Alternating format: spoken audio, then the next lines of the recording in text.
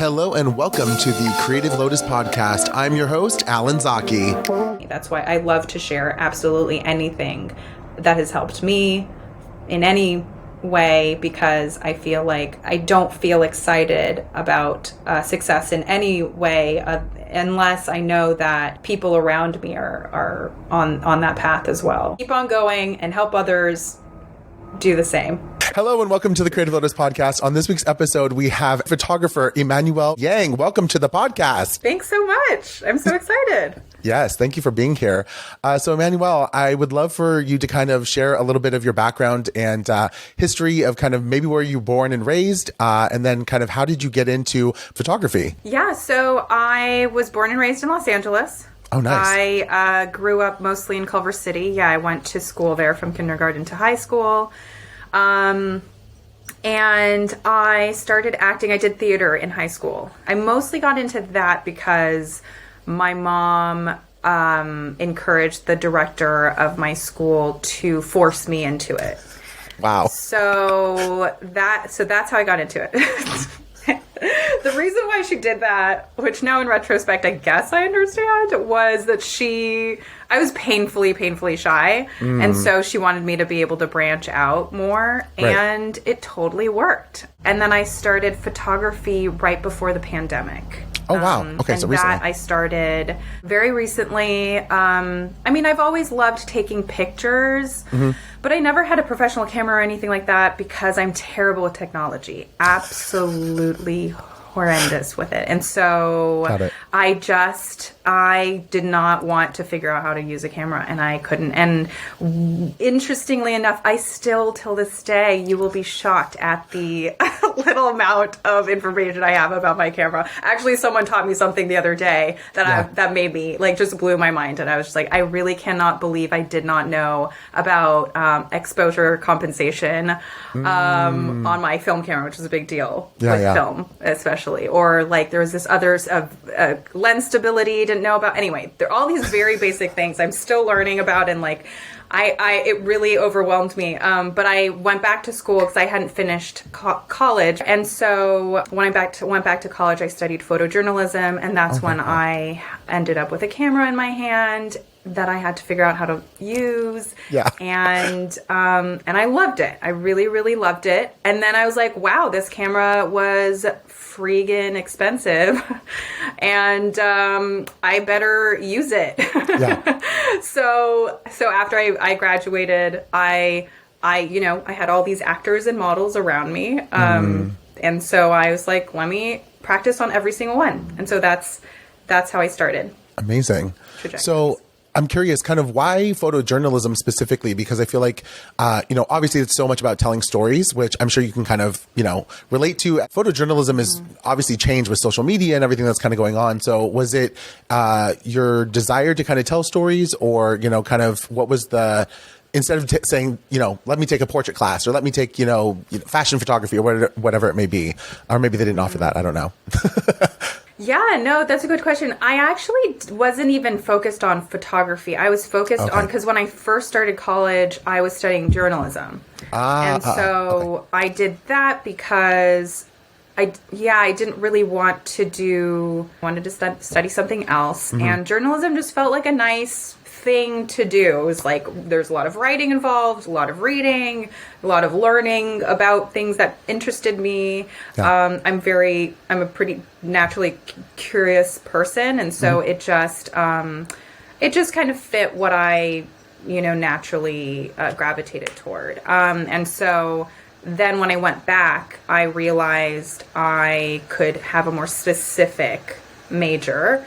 And upon looking at all of my options, I realized, photojournalism sounds pretty neat. And I just kind of, it all kind of made sense. And I also had, I had a previous job, right before that I was working as a director's assistant, and I was taking pictures on my phone, and I was talking to the cinematographer, and she and I became friends, and she's a very talented cinematographer. And anyway, she was like, you're really good with composition. You're actually do you take pictures? And I was like, no. I mean, yeah, I do, but not like, seriously. So it honestly kind of like planted a seed. And I think after that, I just figured, I never really looked into this. I should. So, yeah, it kind of turned into that. And I love people, very curious about people and their lives, and photojournalism is a lot of that.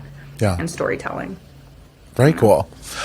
From that, you kind of, obviously, like you said, you went back into school and kind of got more, technical, if you will, and kind of learning how to do photography more and more, just, with it before the pandemic happened, which wasn't that long ago. Kind of curious if you could kind of share maybe what are some of the struggles, and I'm sure there may be many, that you've had to really go through as a photographer, that you feel almost kind of propelled you or kept you on this, road to keep going, when so many people probably would just give up and be like, screw it, let me find another path. It's interesting. I definitely would say that I think because it just was very formative in my overall well-being, because it's very hard being painfully shy.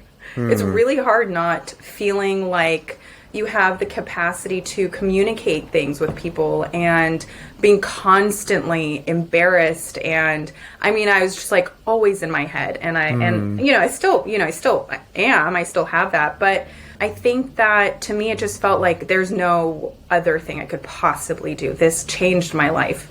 And so I did just that was enough to just never, ever second guess it at all. I just knew. And obviously, being in LA from the beginning, I didn't have to make a huge change. I didn't have to move. I so admire people who up and left their hometown to come to a crazy place like LA. And I didn't have to do that. So I think that probably made it a little bit easier too. Just kind of like, I love this. I'm going to do it. I'm where I need to be.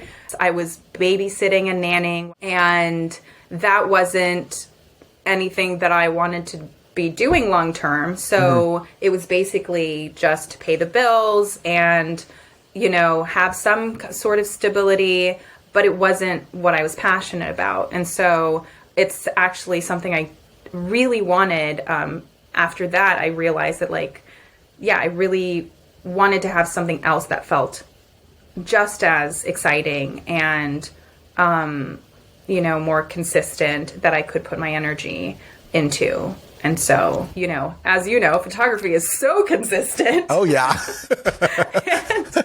and reliable. So, I started doing that. And here I am living two extremely consistent jobs. I love it. But it did work out. I do love it. So, yeah. Yeah. No, I mean, I think that's kind of the basis of, living in LA is very much kind of like this, there's obviously ups and downs with it, and like you said, jokingly, the consistency of the work that you get is really based on your drive and your your drive and your ability to kind of keep going, because no one is guaranteeing you a paycheck when you're freelance in photography. So yeah, it's definitely difficult coming to that realization that kind of, maybe I need to find this other path or kind of do something else creatively, with my talents.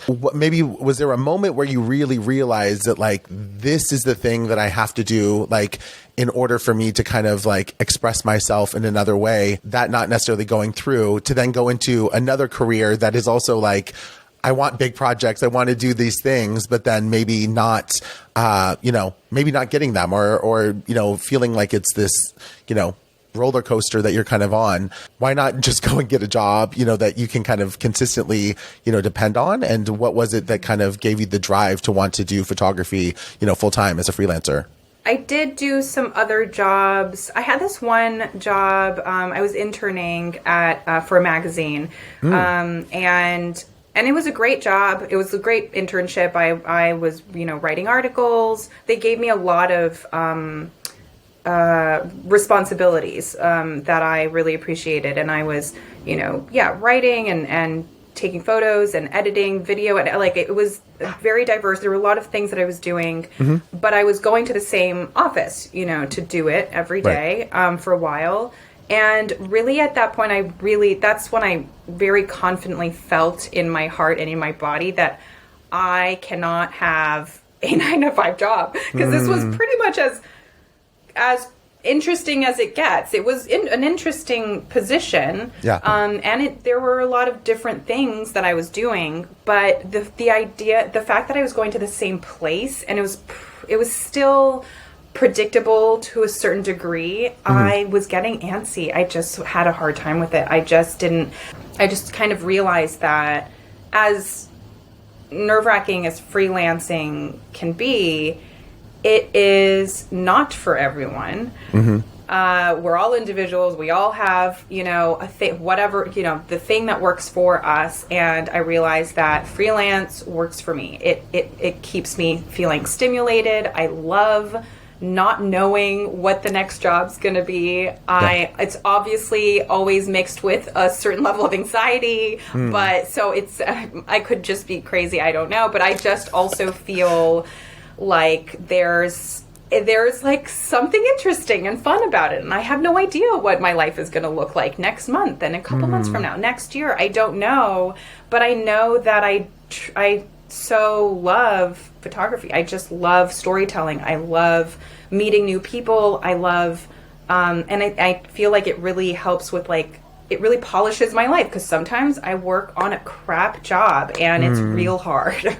But then I work on an incredible job and I meet amazing people, and it's just like there's so much, and I really like that. I really like the not knowing, what might come next. Yeah. And with photography, I feel like, it's definitely not consistent and super reliable like a 9-to-5 would be. But, I do think that also during the pandemic, it did show that even 9-to-5 jobs aren't necessarily super reliable all the time. You have no idea what might happen. Obviously, that's kind of like the constant reality with freelance. It's not really the same thing, but there is something about, being a photographer that I felt like with photography, there's a lot of creativity but there's also more that I can do.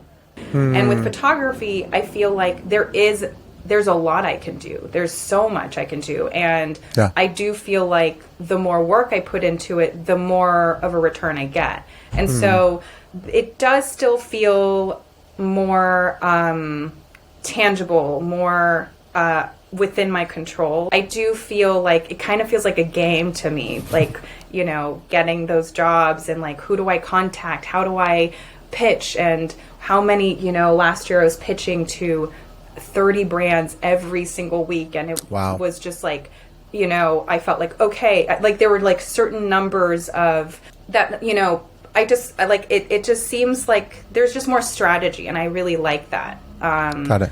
Part of it, and then you get a result from it. Yeah, you're interacting with subjects, you're doing all the business side of it, you're the one that's kind of like making sure that everything happens the way that you want it to. So I'm curious, how where do you find kind of your inspiration for? Your photography is very beautiful, and I'll definitely show some on the screen in post-production when I edit this together so people can see your work, and of course link everything.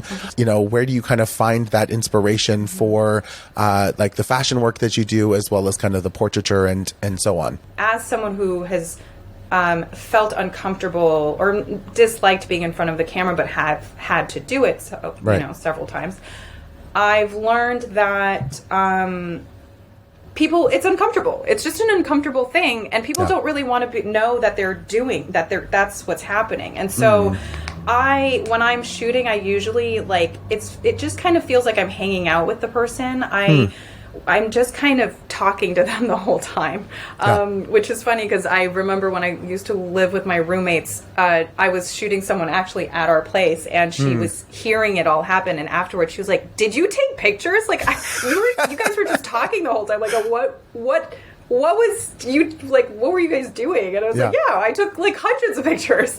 But I think I've learned that having someone just focus on our dialogue and like getting to know each other it just makes it more, it feels more natural. It feels more, and then you get to, and I like to get deep into conversations with people, and I think that just brings out a more vulnerable side to them, and they open up and they feel more comfortable. And then in terms of inspiration for fashion, I don't know. I think I just, I often will, I mean, at the beginning, when I first started, what I was doing was I was finding, I mean, I was shooting a lot of friends, and I always create mood boards whenever I shoot for absolutely anything, even if they're headshots, even if they're,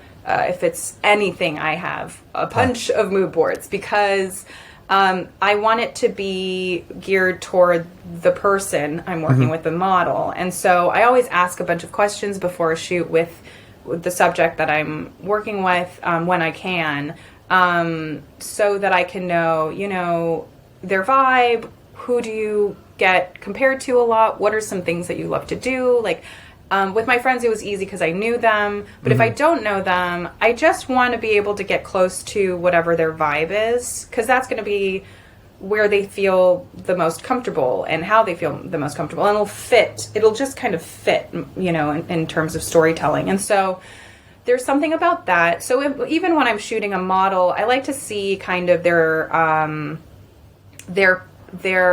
private life. And you know, there was one model that I worked with for a test shoot, and she's a skateboarder, and you know, that wasn't in her portfolio that the agency had sent me, and you know, so we were able to incorporate that into the shoot. And there are things like that I feel like are really cool and interesting about a person, and I like to try and incorporate that as much as possible.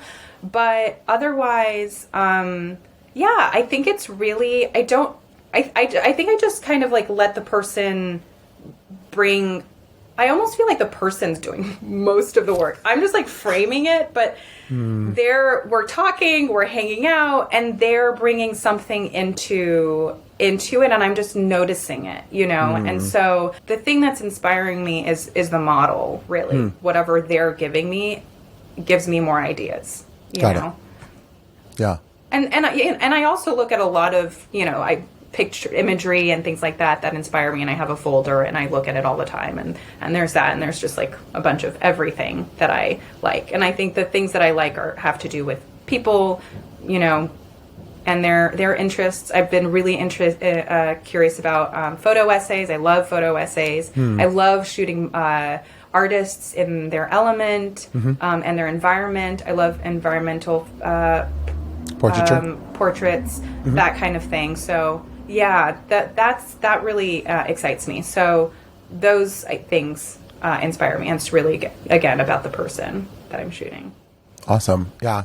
I think the connection for anyone that's in front of the camera, you know, having their portrait taken or a fashion story, whatever it is, it has to really kind of feel at ease, right? And it's kind of like our job as photographers to make that happen. And I'm sure that, you know, because you have this journalist background and photojournalist background as well, you know, that I'm sure that it's, not to say that your work is always reportage, right? But you're kind of able to, like you said, kind of work with that subject and, you know, capture that moment and kind of see what they're bringing to it, and then keep on being inspired by that. So that's so cool. So I'm curious, you know, we met through our Buddhist practice, and, you know, the idea of this podcast was actually born out of, you know, the concept of the lotus flower, or renge, if you will, in the sense of the simultaneity of cause and effect. And so I ask every creative, and you've kind of touched on this already, talking about, like, you know, this career is nothing is guaranteed, you know, and that's also the beauty of it, but also the scary of it.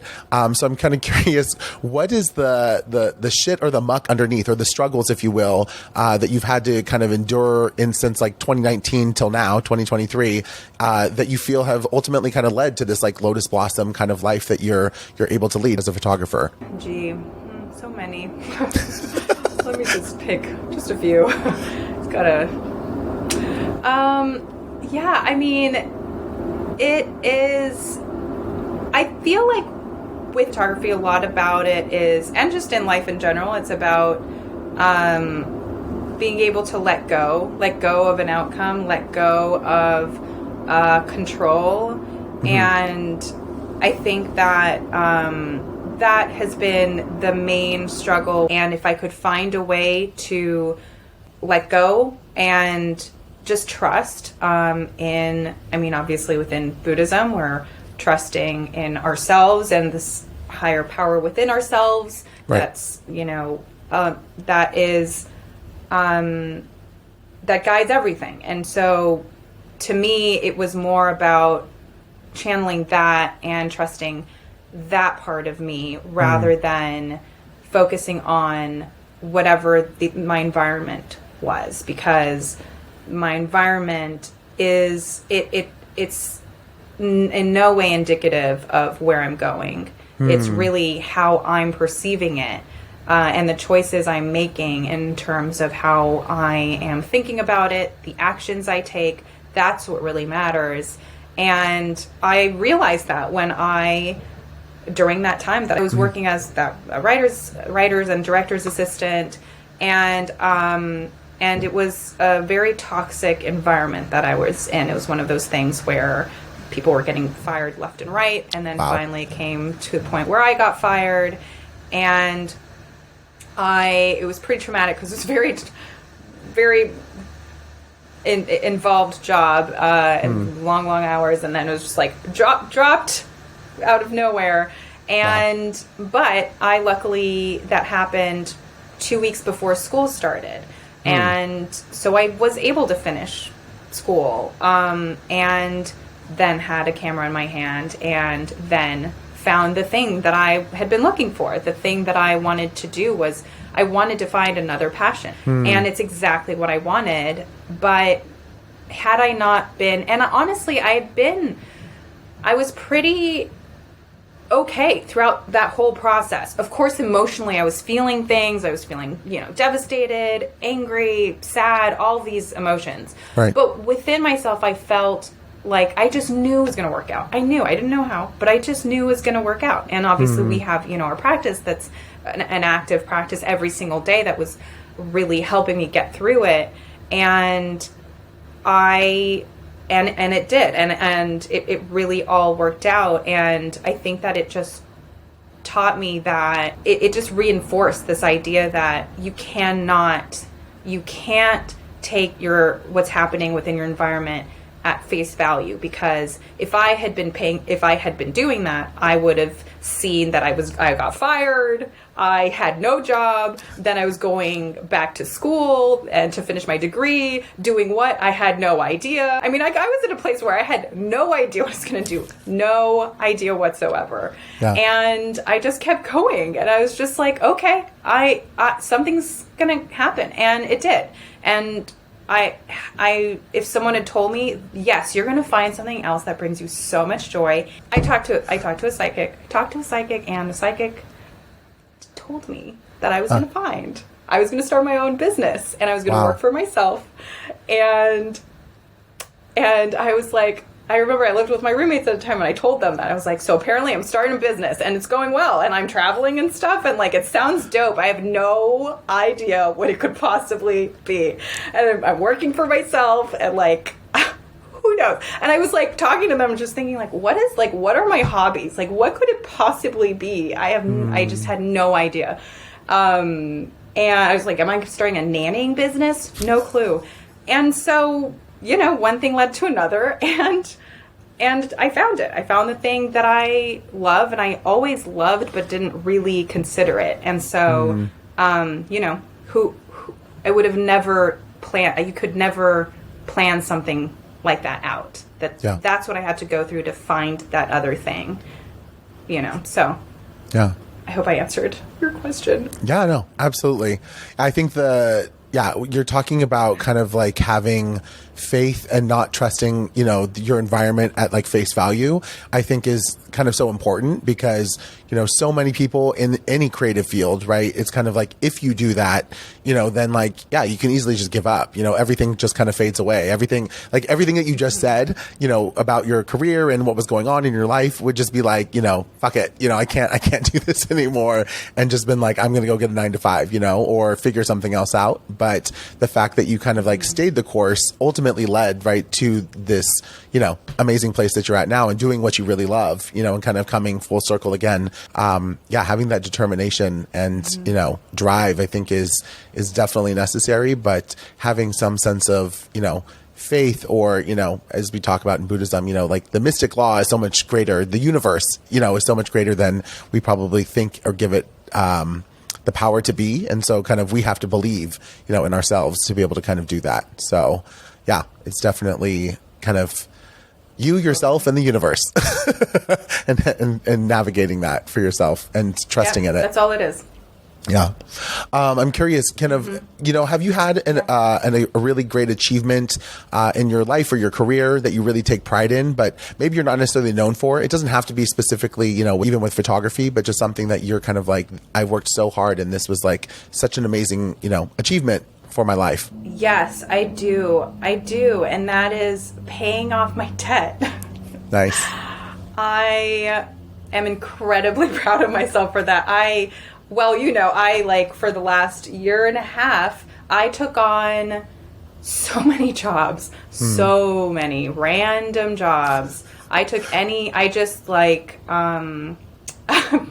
really, I texted anyone I had worked for in the past and was just like, hey, I'm on a mission to pay off my debt. If you or anyone you know needs a dog walker, needs a babysitter, needs anything, like I am your girl. You call me, and it spread. Like this person messaged all of her friends, and everyone just messaged, and so I got a whole bunch of little jobs, and I'm incredibly proud of myself for that, because honestly, I was so over nannying, I just could not. I was scared that I never wanted a child again, because it was just like, oh my God, I just can't.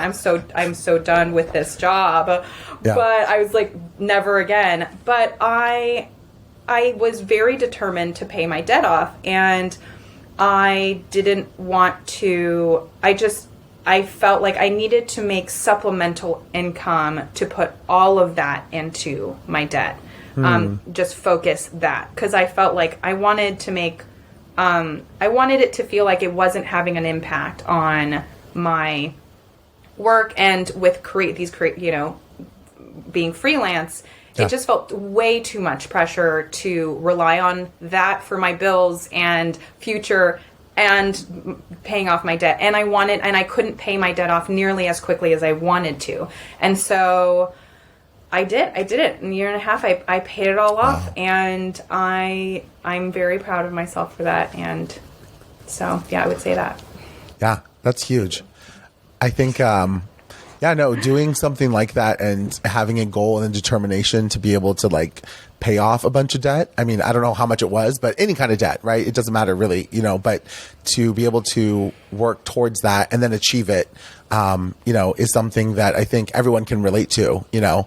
I think too often, at least personally for me, and, you know, please share how you feel about this, but, too often my mind goes to, oh, this is just happening to me, right? Like there's no one else in the entire world is going through the amount of like debt and struggle that I'm going through with money and da. But then it's funny because, you know, you ask a friend, you know, or, you know, close friend or something, and, you know, oh, do you have any credit card debt? And I think my mouth dropped to the floor. They're like, oh yeah, I owe like $30,000. Like, wait, what the fuck? You know, it's kind of like, oh, okay, so it's not just me. Great. This is not, you know, something that, or school debt or whatever it is, you know?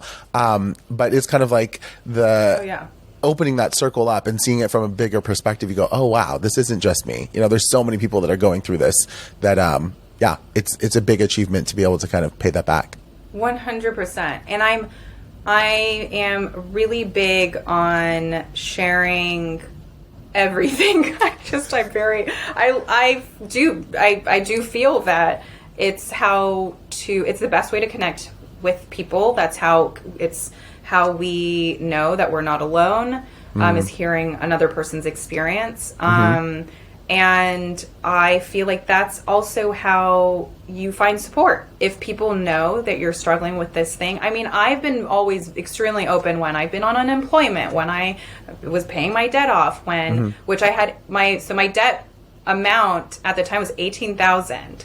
Wow. And that was credit card debt. That was just my credit card debt, and that was really a lot from starting my business. And gear is incredibly expensive, and so with credit cards, it really builds. It's you really want to get out of that as quickly as possible whenever you can. But also, a lot of people in this country have an insane amount of credit card debt, and I don't think that people talk about it enough. And the more I've talked to my friends about it, the more I found out that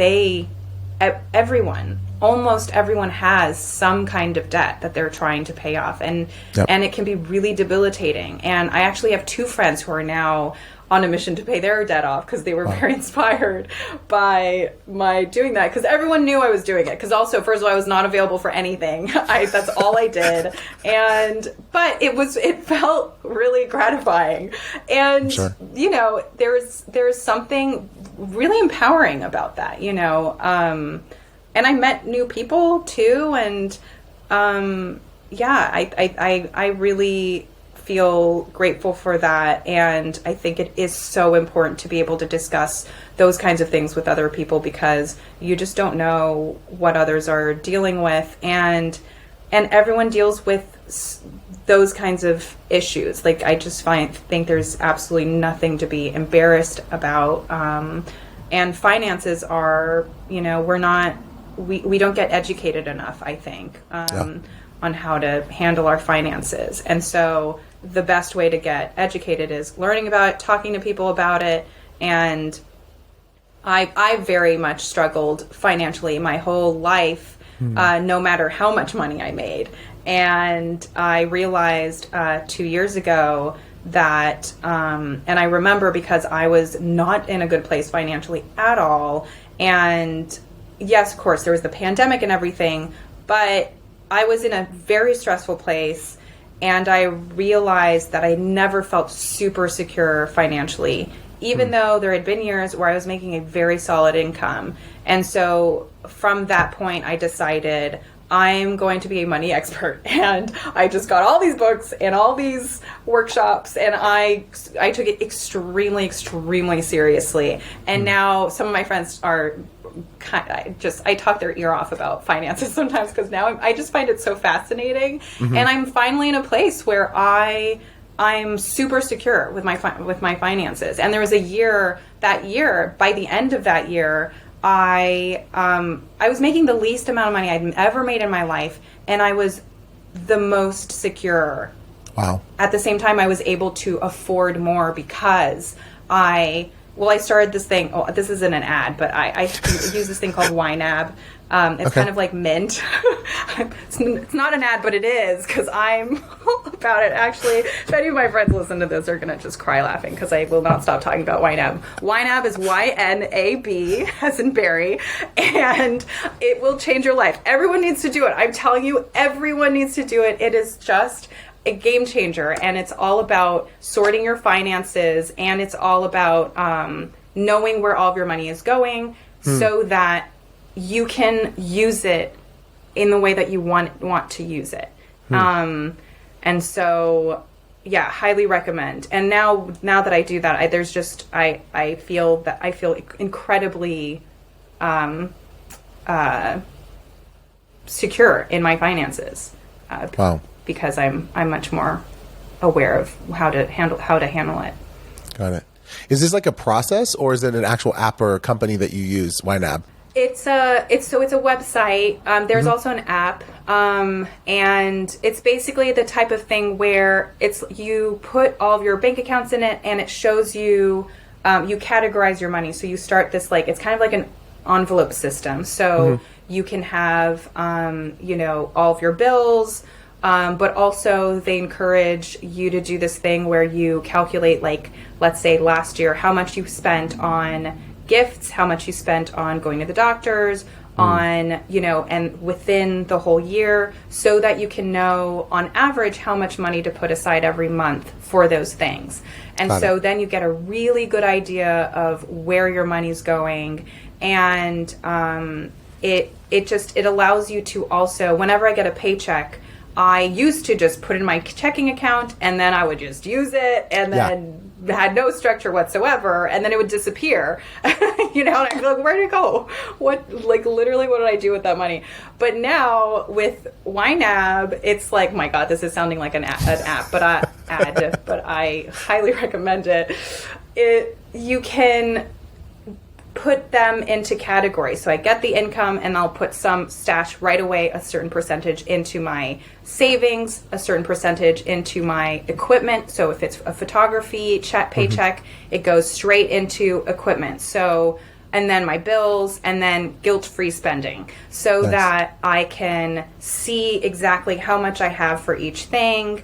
And it allows you to move your money around and just be able to see very clearly what's your budget for each thing, and essentially be able to do much more with your money because you know where everything's going.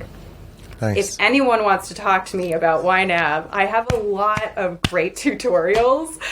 I will talk about it all day. I'm actually helping my friend set it up, and I'm helping her every step of the way. So if you, Alan, or if anyone you know wants to talk YNAB, hit me up. I'm very passionate about it. I'm going to call them and see, or email them and see if I can have them become a sponsor of the podcast. Because but no, all jokes aside, I think that you actually tap into something that I think is actually really something that we need to talk more about in general as like creatives, which is the business side of things. I think that so many people think of us as artists and creatives, and it's, your life, is so great because, you see the final results, right? But the reality of it is, at the end of the day, it's business, and you have to treat it like business.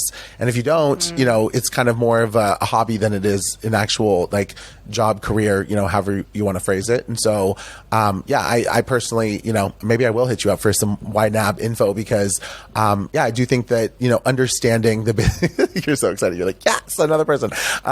The real importance of business. I get absolutely nothing for promoting YNAB. Just, You should actually you should see if they have an affiliate program and seriously get any percentage. Get a kickback. I know, do they? Gosh, I would make a ton of money doing that. Yeah. You should do it. Seriously. But no, I mean, I think it's really crucial to kind of know some sort of business. And, I personally am, guilty of not really paying attention in my business college courses when I took them, because I was like, I'm a photographer. This is what I'm going to do. But, the moment you get out into the real world out of school, it's kind of like it slaps you in the face and goes, oh, right. The paycheck that you're making is like the money that you have coming in. But is that it? Like, that's all you got, so what are you going to do with it? So being able to kind of pay your bills, pay for new equipment, or, pay off debt, like you're talking about, is really crucial, and kind of knowing where that goes, or paying off assistants and other people that work, on your productions or whatever it is really kind of necessary, and not just kind of like letting it all go away. So absolutely. Which leads me to my next question is, kind of, what do you consider to be your greatest weakness? And when you recognize that weakness kind of coming up, what do you do to kind of overcome it in the moment? My greatest weakness is self-doubt. I doubt myself a lot, and it's something that I'm constantly working on. Sometimes it can be crippling. I doubt myself when I'm making any kind of decision, when I'm, I don't know, there's just something about, I don't trust that I always know what's best in whatever direction I'm going in, or it's rare that I'll get my scans back, my shoot back, and look through them and feel super confident about them. It's actually, my fiance is always like, it's going to be fine, because it's always fine. It is always fine. But every time, just like, I can't send these to the client. Like, I just don't know. And sometimes I'll cry and I have a full-on meltdown, and I'm just like, I don't know why I'm doing this. I don't know. And I just have, just like, I get really in my head. And then the client's like, oh my God, I love them. Thank you so much. And they hire me again, and it's just like, okay, next time I will know that it's okay. And then the next time comes and I'm not okay. So, that's exhausting. But the way that I deal with it is, I chant. My Buddhist practice is a lot of it is revolved around that. And it has helped me.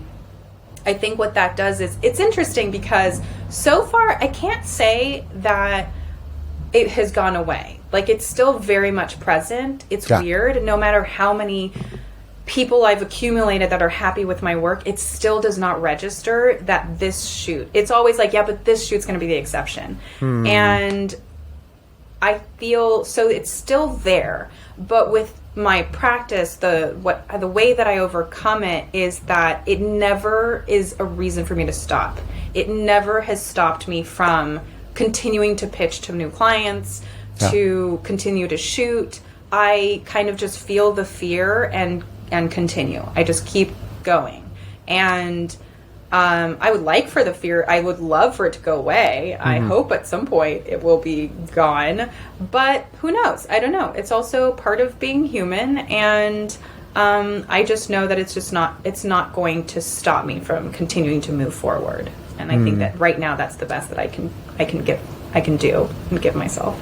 Appreciate you for sharing that, rather, because I think that this is very relatable, to everyone that's like listening and watching. I think that self-doubt as an artist and a creative is something that kind of always comes up. But it's like, what do you do with that? Which is why I asked this question, right? Because to me, it's kind of like, the reason you have success and you keep going is there's something that shifts, right? In your head, in your life, the people around you, whatever, for you to kind of keep going forward with it. And so, I definitely, I'm super guilty and also have the same, self-doubt that definitely seeps in.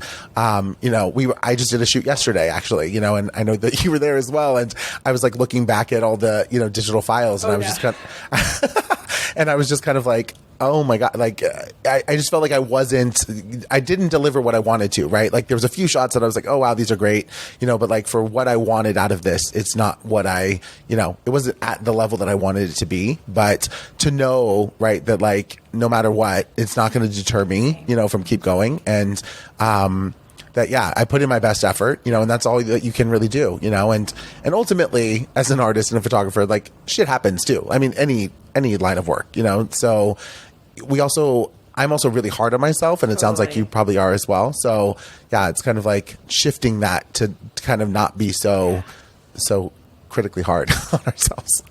In your head. And totally. And it's so interesting because we always think that, first of all, that the whole entire world is paying attention to you when no one's paying attention to you.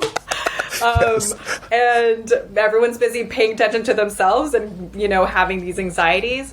But it's funny you mentioned that because I had an issue yesterday with my flash. My flash was not working. And so I have so the first shots were like, it wasn't working, and it usually does. And I don't know what was happening. And then I took them without the flash, and hopefully, it all works out. It's fine. I definitely, got some good shots, but it was giving me a lot of anxiety. And I remember this is the thing where you feel like everyone else is like solid, because I was looking at you when I was inside. I was looking at you with your flash. It was just like flashing away, just one after the next. And I was just like, wow, God, I need to ask Alan where he got that flash, because mine is not doing that. And it just seemed like you were just like seamless, and you had your suit, and you're just like snap, snap, snap, snap, snap. And I was just like, wow, that's so nice. And then I was like, I'm gonna send these pictures to them, and they're gonna be like, oh, wow, thank you so much. So it's just funny because I feel like that's such a big thing where we feel like I am the only person on the entire planet who's struggling, and everyone is just killing it.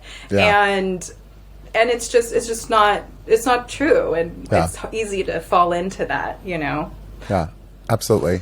No, I mean, I think, to be honest, and I'm sure you did deal with this yesterday, but in general, I always feel like, in the crucial moment when something goes wrong, on set or shooting, it's kind of like, what do you do at that right moment? Because I mean, I've literally been with a celebrity and about to take their portrait, and then literally the camera malfunctions and or doesn't tether or doesn't shoot or whatever. And so I think, it's that critical moment that you go, okay, breathe, don't forget to breathe. That's a big thing. And then also kind of not just thinking oh, it's just me, and everyone's paying attention to me, but everyone, it's not just you. You're going to be okay. You're going to make it work, and I think as artists, we kind of have to be able to pivot quickly, in the moment. So, yeah. But no, I'm happy to.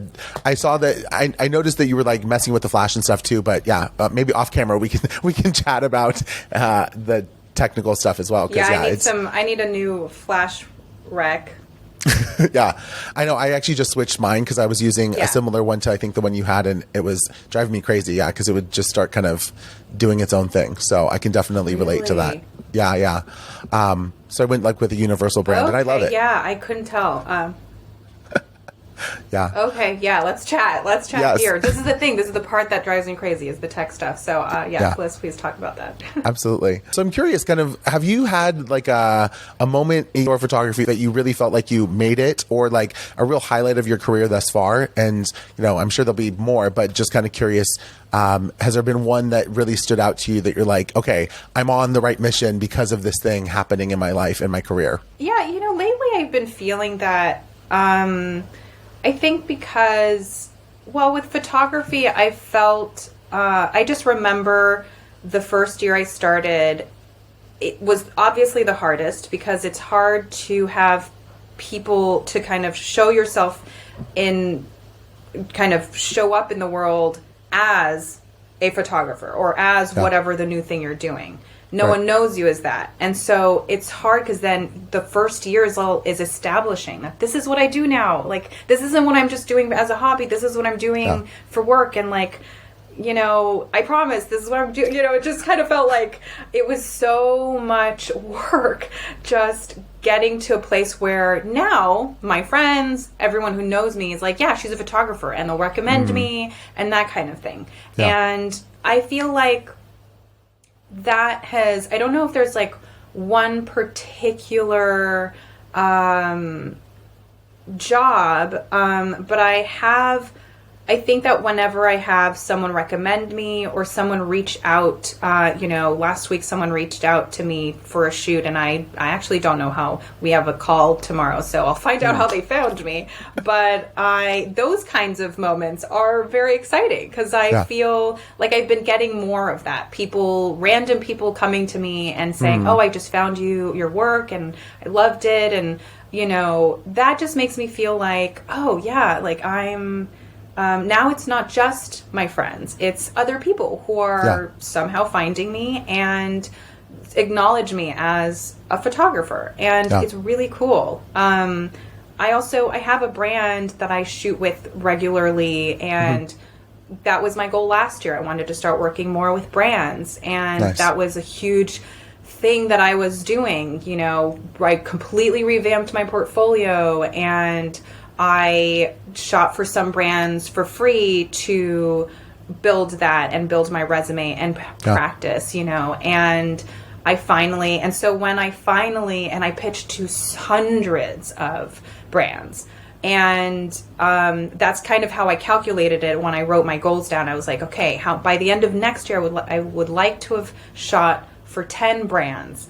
Nice. And how do I get there? Well, let's say 10%, a 10% return reply rate is very successful when it comes to pitching. So if I need 10, let's say I need maybe 50 people responding. So let's say then I should be sending out 500 pitches. And within that, maybe 50 will respond, which would be very successful. And then within that, probably 10 I will get to work with, hopefully. So then I broke it down and started pitching to those 500.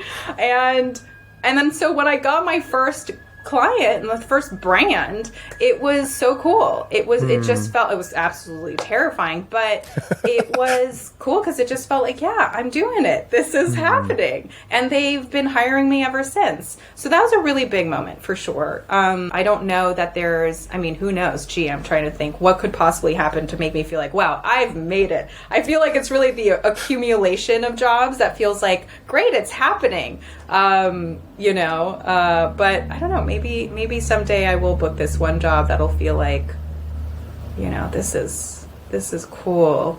This is I've done it. I'm sure it'll come, but the consistency of it has felt really good. Yeah. No, I think that's huge. I think as anyone, granted, I think the other thing that we all have to kind of remember, right, is that we're coming out of a 3-year pandemic, that was international. And so that being the case, it's kind of like, the accolades or just the consistency of work that you're talking about, is kind of like such a great thing, because there's a lot of people, unfortunately, who are really struggling and or are still struggling or have had to completely pivot, and not be able to do the work that they are passionate about and want to do. So to stay in it, quite awesome. That's like the living the dream, as they say. I'm curious, kind of what brings you the most happiness and joy now versus maybe when you first started out as a photographer?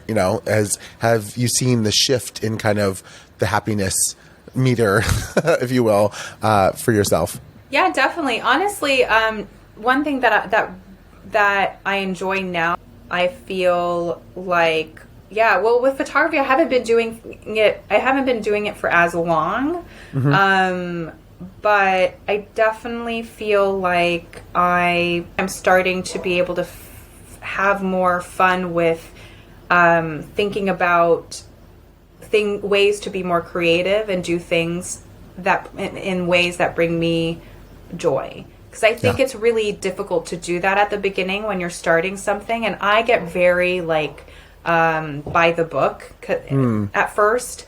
It's really hard for me to just be like, I'm going to do my own thing, and whoops, I just created something amazing. I feel like some people are like that, and I'm not. I'm very like, YouTube, how to use a camera, how to do a photo shoot at the beach. I'm very like, I need to read anything about how people do it. Yeah. And now that I've done that, I'm all about extreme structure and then freedom within that structure. And so now I feel like I can do that a lot more and I feel like I found my style more. I've found the way that I like to shoot more. And so I can enjoy the process a lot more in that way as well. Amazing. Yeah. No, I think that it's almost kind of like you have to know the technical side of it and how to achieve that first. And then once you know that, the stability of that, then you can kind of like waver and kind of break the rules and stuff. But if you don't know any rules and you're just kind of like, blah, like the likelihood of you coming back with something that is actually like, that you enjoy and like is probably not there. It's kind of a very high risk, way of playing the game. So what is kind of like a day in the life like, and what is your work ethic like? You talked already about how like you sent out, hit up 40, companies in a week, and, you're doing all these pitching and, shooting and everything. And then I'm just curious, kind of how do you manage all of that? Because there is only, 7 days in a week, and, managing your time is really crucial. So I've been trying to find my motivation again lately. I used to be extremely, extremely structured with photography, especially. I had my admin day on Mondays, and then Tuesday. So admin for me was, I had to, it was my finances. I would line up, and I would kind of see it was all the things I really didn't want to do. Invoicing, for clients, or if I had to like reorganize my desktop because it got crazy during the week, things like that, or reorganize my external hard drive, or if I had to transfer things into my external hard drive and all that, I would do it that day, along with anything that I really don't feel like doing. I like to cluster tasks, especially the things I don't like to do. So, all the annoying things like go to UPS, drop something off, go pick up a prescription, go, add a button to this thing at the tailor or whatever. Yeah. Not a button. I can sew a button. You know what I mean. Yes, the errands. Get a cut. Something has to yeah, exactly. All the errands. And then like Tuesday would be, I'm collecting all the brands, all the name. I'm doing research, market research.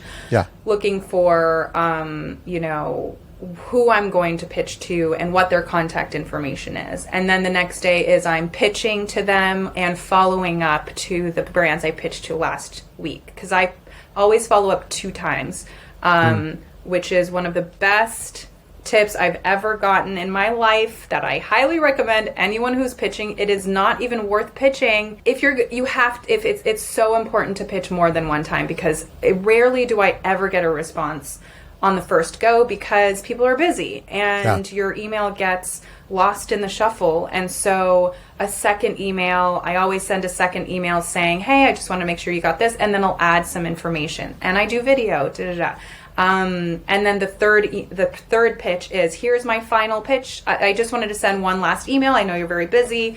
Here's a recent shoot I did. So I like to add a little bit more of something. And I always get the most responses either on my second or third email. And no one has ever been like, wow, you're so desperate. Why are you emailing us so much? They're always so nice. And, so anyway, that is a huge, thing that I've learned and I highly, recommend. And so I always follow up. I'll on the same day I'll pitch, follow up, and Fridays I would. I'm giving you what I used to do because I need to start structuring my days again. But it's been good because I've been busy. I've had shoots, so things have been a little bit different now. I have I have a shoot this Friday. We shot that thing together. I have a shoot with a brand next week and a wedding, which is my first full-on wedding I'm going to be shooting. Oh, wow. So I'm quite nervous and excited about that. Yeah. So I have I'm like, oh my God, really? Okay, let's do it. But I've shot weddings before, but there was it was with another photographer. Anyway, so this is I'm doing the whole thing. But so and so I will usually structure my days that way. If it's pitching day, if it's market research, prepping for a shoot, location scouting, I try to clump things together. Or if I have calls, I'll try to get all my calls in the same day. I try to shoot whenever possible. It's not always possible. I try to schedule my shoots for the weekend. Got it. But that's not always possible. And next week I have 2 shoots during the week. But if it's available, I try it during the weekend. And then and that's basically, I also will have Fridays usually at the time were my education days. So I take courses on Creative Live, which is a really great resource for creatives and photographers especially. They have amazing videos on lighting and everything. And so so that was the day where I learned new things, education. And so then I would just watch workshops. And so whenever I have the time, I try to do that, follow those structures as much as possible. And then social media, which is a whole other thing. And so you got to squeeze that in. Running a business is a lot of work, but that's kind of how I structure them. That's awesome. All over the place, but no, that's great. I like to plan a week ahead is usually what I do. Yeah. No, I mean, that's really organized. And I think that's kind of that's how you get so much done, right? Is if you have this organizational structure. I know you said, you've been more busy now, so maybe it's not the same, but to have that kind of work ethic and give yourself time slotted and, making sure that you're able to achieve those things, I think is how you stay productive, but also, how your business kind of stays on top of everything, and it is kind of crucial once again to run a proper business and not just think that this is fun, oh my gosh, this is great. Things are just kind of happening the way that they should be. So, yeah. Oh my God. Yeah, it's maybe 15%, maybe 20% shooting. The rest of it is as editing. Oh, right. And then editing, just like everything, else. Yeah. It's not, so it's like, sometimes I'm just like, I just want to be a photographer. I just don't want to do all this other stuff, but you have to do it. You just have to do all the stuff. But it's a lot. I'm so curious to know what your structure is, because you do a lot with your photography, this podcast. You're just like so on top of everything with the Buddhism. I mean, like, I don't understand how do you make it work? I appreciate that. No, to be honest, it's a lot of stuff to handle for sure. I thrive off of being a freelancer as well, just like you're talking about. And I think that for me, the thing that I was kind of missing was more of the structure, actually, to be honest. And so this year it's been kind of slow, to be honest, from January till, February was better. But anyways, I think the real thing for me was like going back to like kind of education. And so I took like this YouTube course, because I started doing YouTube videos as well, just on top of everything else I'm doing, and shooting more video. And it really, they broke down in this course, really how do you maximize your amount of time that you have in a week and are able to every day kind of achieve the goals that you want. And so I was really good at the beginning of the year, and it kind of like, got, like you said, you get busy or you start, doing other things. But I think, I try to stay on top of it, and I really treat it like a business. I think I have big plans that I want to do. And the only way, as you said, kind of to be able to do that is the consistency is really what it comes down to, like emailing people, talking to people, following up with people, following up again with people, making the calls, doing the business stuff. So no, I think everything you just shared is so crucial. And the one word that I came out of everything that you just shared is like really is consistency, both for yourself, but also for, your clients and everyone else. So I'm curious, kind of like you talked about editing and stuff too. You also mentioned that you shoot film. So kind of like, what's your split between the two? Like how much digital versus film do you shoot? And I mean, the cost of film is literally astronomical now. But kind of curious, how do you kind of manage that? I actually shoot primarily on film. Oh, wow. Okay. That's a big shift I made last year, at the beginning of last year. Yeah, I actually got rid of all of my digital photography on my Instagram and my website. So everything on both is just film. That's incredible. And the reason why I made that shift was that I don't, again, with the tech stuff, like, yes, it's so beautiful. I think it's magical. To me, it makes it feel like I'm cheating because it's like, it's going to look good. But also, I just, again, retouching, it just overwhelms me. I just don't like retouching. Got it. That's something I'm actually learning on Creative Live, so I can kind of learn to like it more. But I just prefer the workflow. And also with digital, you take so many pictures. I would come home with like thousands of pictures and that I had to go through, and it really overwhelmed me. And all this sifting through, then editing, because you're not going to just send all the unretouched pictures to your clients. Like, you don't want them to see that. Like, you have to like kind of tweak them to a certain degree. So it's just a lot of work, and I was getting really overwhelmed with it. And then I started shooting film, and I was like, oh my God, this is so nice. And then I took this course with this photographer who also only shoots film, and it's an incredible course that completely shifted my whole business. And the photographer's name is Carly Dame. Okay. And she only shoots film, and she shoots for huge companies. And, I kept being told that like, oh, you can't just shoot film today. You're going to limit yourself, all these things. But that course, the course that she has, well, if you go on her Instagram, you can find her course, but the course is called The Modern Photographer.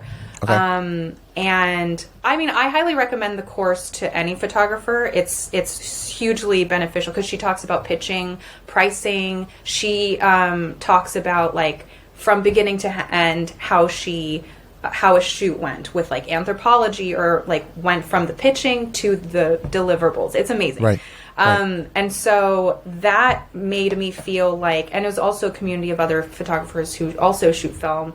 and some who shoot digital as well. And so it just made me feel like, yeah, you know what? I just like this. I like that I don't have to go through so many pictures. It feels so much more intentional when I'm shooting, and I feel much more present, and I like the way they look right away. I still do some editing to them. Yeah. Sometimes the exposure is off, or there are some things that I need to tweak. So I always do tweaks. But then I'm much more happy. I'm happier with the final product much quicker than with digital. Because with digital, when I'm shooting, I would have to look at the pictures for days until I could finally feel happy with them. Because to me, there were so many decisions to make with digital. It's like, well, it could look like this or it could look like that. But with film, to me, it kind of feels like the scanning process, the developing process has kind of decided for me certain things, so I just can make a few tweaks and then I'm happy with it, you know? Nice. So anyway, so that was a big thing, and also why I had to pay off my debt because of the film. And when I revamped my portfolio, at that point, testing wasn't free. It wasn't just shooting for free. It was paying at least $150, $200 for a shoot that I'm offering, you know, an investment every single time I'm shooting. So revamping my portfolio was, yes, insanely expensive. Yes, film is so freaking expensive, and there's a shortage, and it's a whole thing. But it was really what made me realize that I started shooting less on digital because I felt so overwhelmed by the retouching and by the number of pictures and everything, that I realized if I wanted to continue to be consistent and feel passionate about what I do and my work, then I had to just commit and go for it. So from then on, I only offer I have to shoot on film, except when I'm shooting like an event or, you know, I've shot real estate. I'm not going to be like, I'll only shoot that on film. Sorry. Your Zillow posting is going to be on 35 millimeter film. I would die. Oh my God, that's so good. That would be actually insane. So I don't shoot those things on film, obviously. But if it's like portraiture, I do headshots, like actors' headshots, I will not shoot on film. But if someone wants to shoot, and again, if someone really doesn't have the budget or that kind of thing, I'm flexible, but I would actually rather lower my rate a little to make room for film because, again, I prefer the workflow of it. I usually, you know, I work with my clients to figure it out. But for the most part, because I replaced all of my work, I knew I had to do that in order to promote myself as a film photographer. Because as the minute people know that digital is an option, they're going to want that because it's cheaper. And they, you know, for them. And they're not to say that I don't find a lot of, if not most of the photographers that I love and admire, like they shoot digital. A lot of people shoot, you know, incredibly amazing digital. There's nothing bad with digital. It's just that I actually think it requires more talent, more skill than film personally. Which is interesting because I think people are like, whoa, you shoot film, that's crazy. And I'm just like, this is so much easier than digital. To make a digital picture, you know, the way that I want it to look, I think it's very hard. So I very much admire people who shoot digital. Your pictures are incredible, and I don't know how to do it in that way. I mean, I can, but I think that it's not.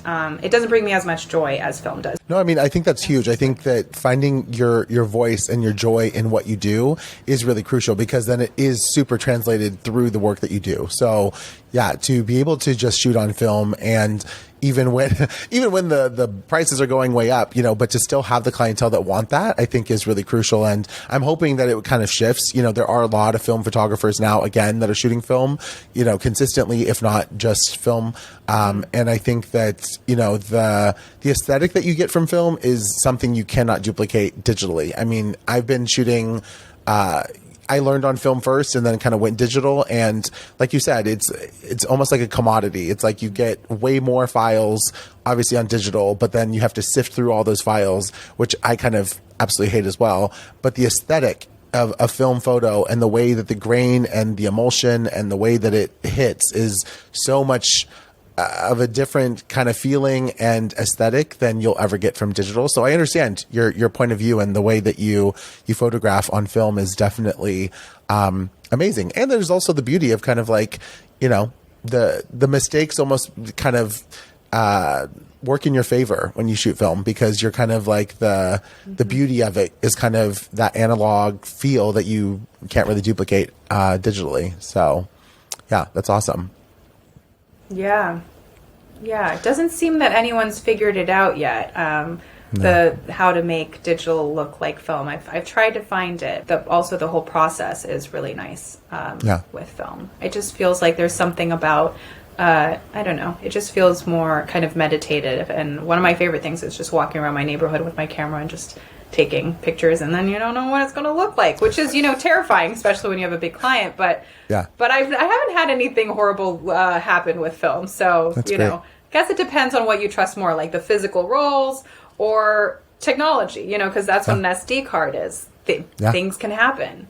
Absolutely. But you can also, if you lose the roll, you lose the pictures. Yeah. So anyway. Very true. Are you a Kodak shooter, Fujifilm? Kind of what's your medium of choice? I really like to shoot with Portra 400 Kodak, nice. Which is, it's very popular. That's mainly what I shoot. Portra 400. Really just Portra 400, which is just like stupid expensive, but it's so worth it. I mean, I buy it in bulk. I have some in this little fridge there, nice. And then I have more in our bigger fridge. I actually have a whole thing with it. So that is the I like to shoot that, and I shoot medium format too, so I'll get that for awesome. 35 millimeter and medium format. Very cool. All the film nerds out there are going to be like, oh yeah, I love some good Kodak Portra 400. It is a great film, and the warmth of the Kodak has always kind of been my go-to as well. That you can't. Fuji has always been colder and kind of more green, and Kodak warm and kind of golden. So, yeah. Yeah, it just looks so good. What was your first film camera that you were shooting with? Oh, that's a really good question. So the first camera was actually like a Canon EOS. I don't even know what the heck it was, but it was like a small SLR film camera. Yeah. And, I took it to Australia. That was actually like the inspiration for me getting into photography, was like going on this trip to Australia. It was like a once in a lifetime trip, and getting all this film. I think it was like, not disposable film, but it was definitely like 35 millimeter, kind of inexpensive film, and shooting so many photos while I was there, and coming back with the film, getting it processed, where you could still go to like, your local, not even CVS, you could just go to like your grocery store and they still had a film photo booth. And just seeing the photos and being like, holy crap, these are amazing. And then wanting to learn more about photography, so that was my journey into it. How about you? What was your first camera? Your film camera? My first camera was film camera was a Pentax K1000. Nice, classic. Which is a really great camera to start with. Yeah, I really loved it. And it's just great because it's very portable, takes really lovely pictures. But it's manual. The lens is manual, so it's a little harder for. Once I started shooting professionally, I had to get a new one. So now I have a Canon EOS 1N, which is it kind of looks digital, but I got that because I have a Canon 5D Mark IV as my digital camera, and so I can use the lenses interchangeably, which is really nice. Yeah.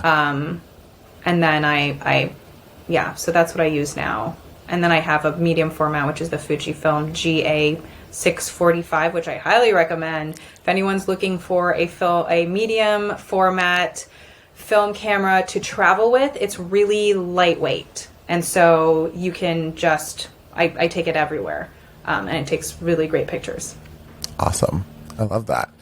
So I just have a few more questions. I know we're kind of keep on going here, and then we can wrap it up. But what's maybe one thing you've kind of learned about yourself, being a photographer that you kind of didn't know prior to getting into it, that you kind of learned through the process of, doing your work? I think that I've learned that I found that I am more resilient than I thought.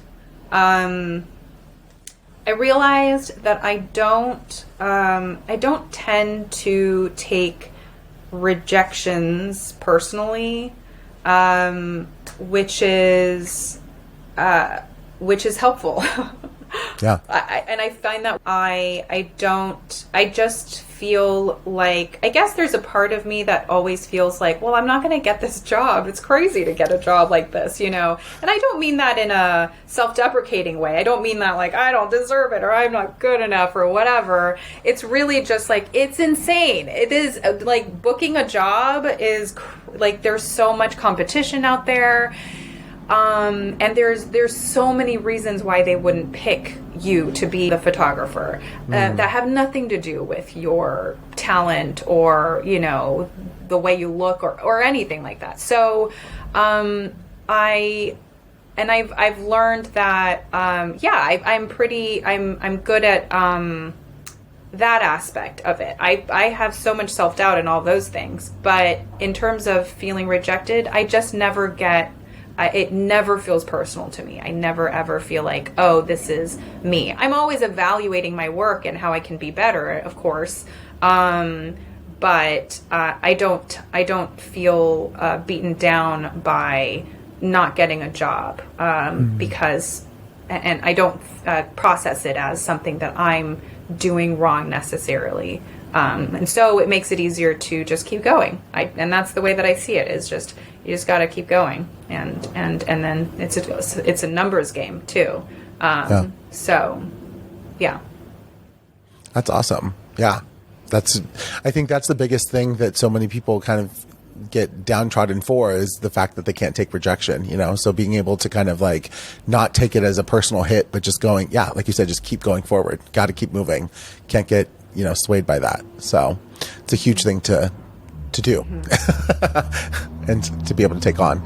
Who has kind of been your biggest supporter and fan that has kind of like helped you get through all of this, as a photographer and, stay in the course like you're talking about, just keep moving forward? I feel like, just a lot of supportive people in my life, I think, and I feel very, very grateful for. And with photography, I feel like honestly,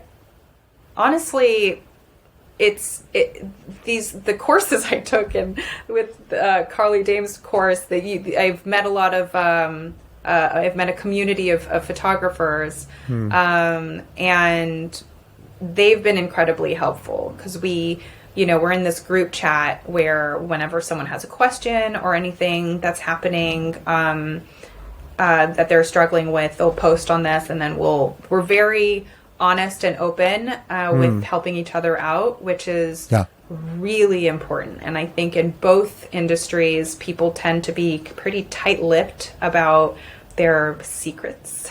And yes. I find that that's very common, especially with photographers. Don't really like to share where they're shooting or what gear they're using or whatever, and so, or what they're getting paid. And it makes it extremely difficult to know, first of all, how am I supposed to charge? How much am I supposed to charge for this? Or, it can be tricky. And so, I feel very lucky to have found a group of photographers that are like-minded, and willing to just, we're all very much willing to help each other out. And that's been really helpful, having that community. Yeah. No, that's huge. I think having a community of people or a group of friends or however that, culminates for you is really crucial because, like you said, the openness or understanding of kind of the industry and knowing not only what to charge, but, how to kind of get over hurdles that you have in your business is really crucial, and that's, without that, it is very, very difficult to kind of navigate. And that's also why so many people kind of undercut pricing at least, wise in the business, which then it just kind of creates more problems for everybody. So to open up and have other people to be able to talk about that, I think is extremely helpful, but it's also necessary. We can't kind of keep shrouded in this, dark dungeon of like, oh no, you can't know what my prices are because we're afraid of competition or you're going to steal, X, Y, and Z info. But it's like, yeah, trust in, the community and other people, that we want everyone to excel. There's enough for everybody out there, I guess is a good way to say that. So, yeah. Yeah, definitely. And I do feel like more and more people are starting to speak up, especially in the photographer community, to share more information. There's I don't know if you follow a photo editor on Instagram. Is the name. Yeah. Oh my God. So amazing what he's doing. He's posting what photographers make and the whole breakdown, and that is incredible. I've been reading every single one of them because I think it's so helpful to know, because it's extremely difficult to find a rate as a photographer, especially when you're working for a brand and there are all these elements to it. And there's another one called I can't curse, can I? Fudge. Gatekeeping. Oh, okay. Yeah. It's called Fuck Gate. I don't know. Yeah, you can curse. You're totally good. Fuck gatekeeping. Okay. It's not fudge. Don't go looking for fudge gatekeeping. That is an incredible one. They also post amazing, it's an amazing resource where they also talk about rates very openly, and we'll have editors talk about, all of that kind of stuff. And Carly Dame, obviously. Olivia Bossert is another one. She shares a ton of information. So yeah, those are kind of the couple that I follow, that I highly recommend for more information. I think it's so important to be able to help each other out and, not feel lost in a very difficult industry that's, already feels so competitive. And, No, that's awesome. There's a few names in there that I've never heard of, so I'll definitely check it out. And I'll put links below as well. I know it's so typical of YouTube, but I'll put it in the show notes because I think, photographers that are out there, that, want to know more info. It's like, you kind of need to know what to charge and how to best run your business. And there's no better way to learn that from other people that are doing it successfully, and really making a career, out of this work. So that makes total sense. I'm curious, kind of maybe what are some goals that you have for, say, the next 3 to 5 or even 10 years from now, as a photographer, if there's certain things that you want to achieve, in that time frame? Yeah. I think I really just want to be continuing to do what I'm doing now, but more feel more stable. I would love to be, traveling more. I would love to have a shoot, to be flown to Asia for a shoot, a photo as a photographer. I love to travel, so I would love to have more jobs traveling. I really would love to, as a photographer, be hired by travel guides or hotels or that kind of thing to shoot, because some of my favorite kinds of things to shoot are nature. I like to more photojournalistic type of work. I love just wandering and finding things that are interesting. So wandering around a hotel, taking pictures in that way, or again, for travel guides or that kind of thing. And there's a photographer that I follow that kind of does that, and she also shoots everything on film, and she has incredible work. Her name is Pia Riverola, if anyone wants to follow her. What a name. I love it. And Riverola, yeah, I know. It's a good name. Yeah, I love it. So I always ask this question towards the end of every interview. If you could send yourself a message 15 years from now, what would that be? Whether that's something inspirational or something almost like a message in a bottle to your future self, or something congratulatory as well, whatever you feel is best for you. It would probably be to trust myself.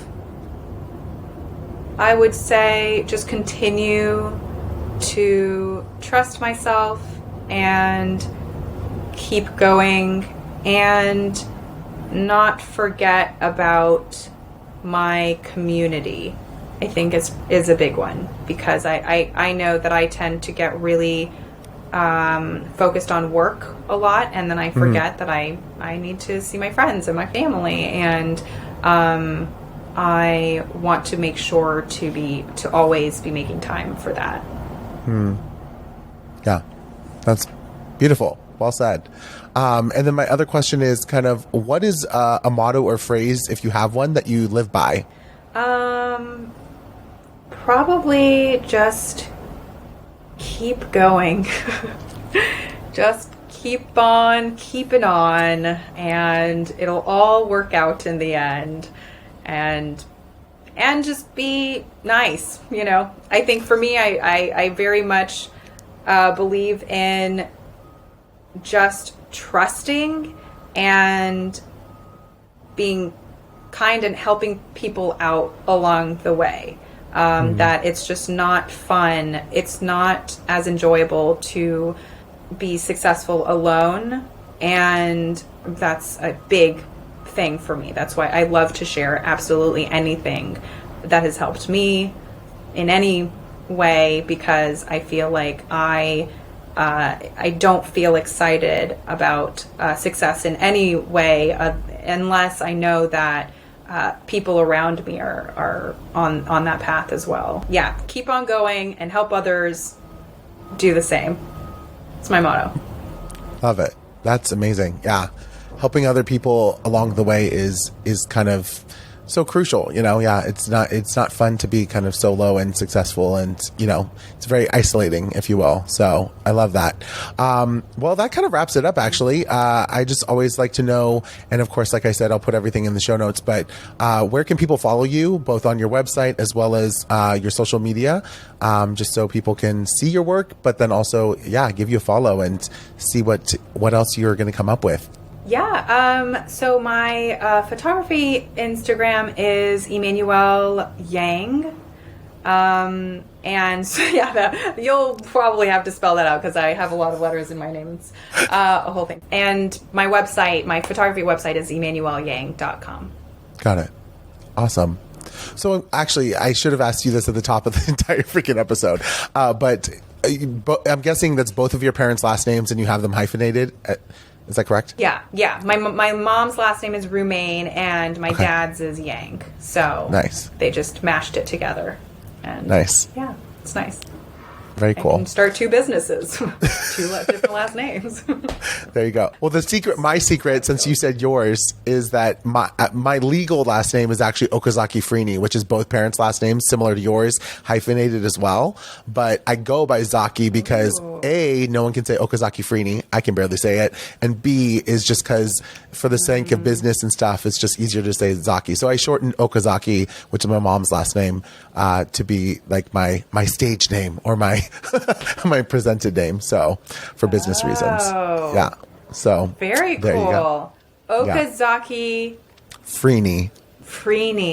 Yes. Yeah. Irish. I had no idea. So you just shortened it up. You shortened it up when you started a business for that reason specifically? Yeah.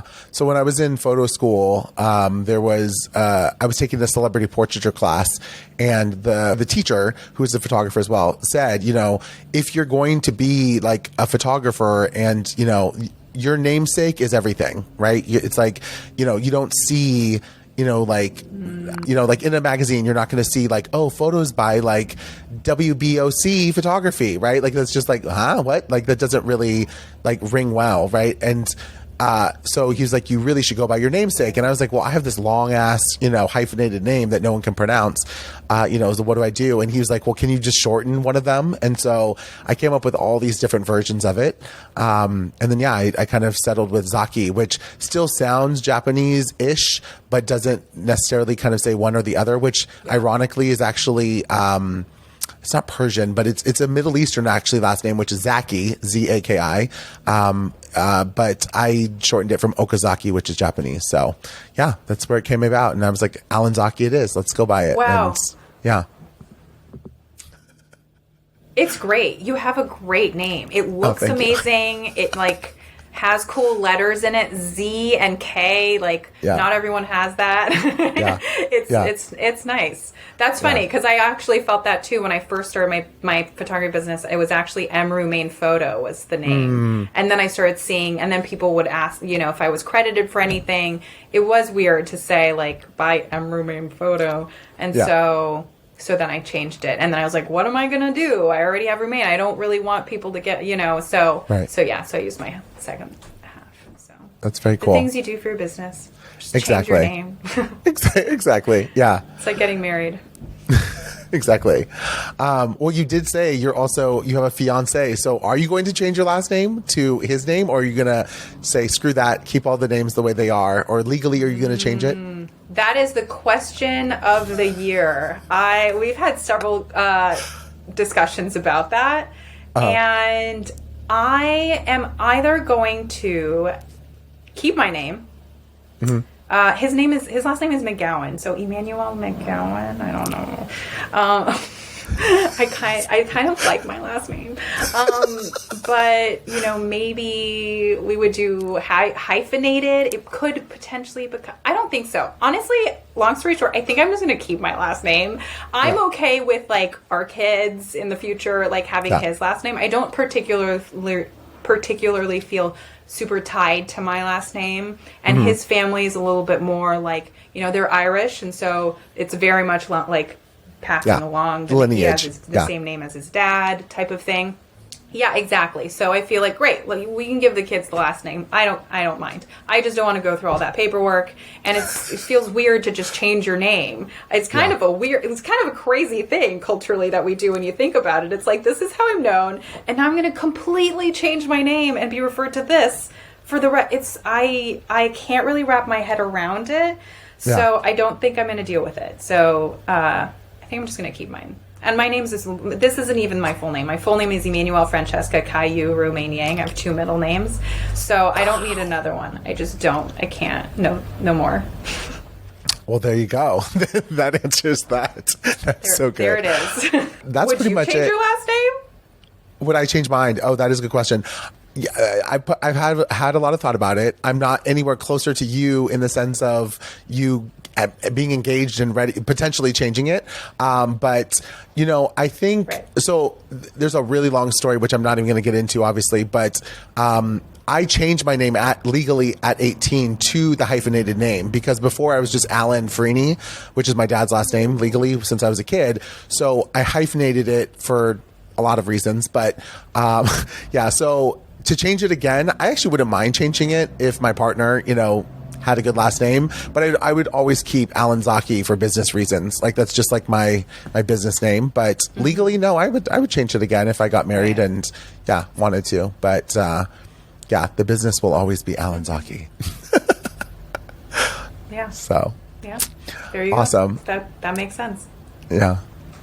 Awesome. Well, thank you so much, Emmanuelle. I really appreciate all of your time. I know that we've been on here for quite a bit. I can't wait to see everything you come out with, and the more film photography that you do, and definitely keep an eye out for everything you show us in the coming years. So thank you so much. Awesome. Thank you so much for having me. This was so fun. Thank you so much for watching and listening to this week's episode of the Creative Lotus Podcast, and a big thank you to Emmanuelle for all of her time and amazing stories. This week's Buddhist quote of the week is: when you clearly envision the outcome of victory, engrave it upon your heart, and are firmly convinced that you will attain it, your brain makes every effort to realize the mental image you have created.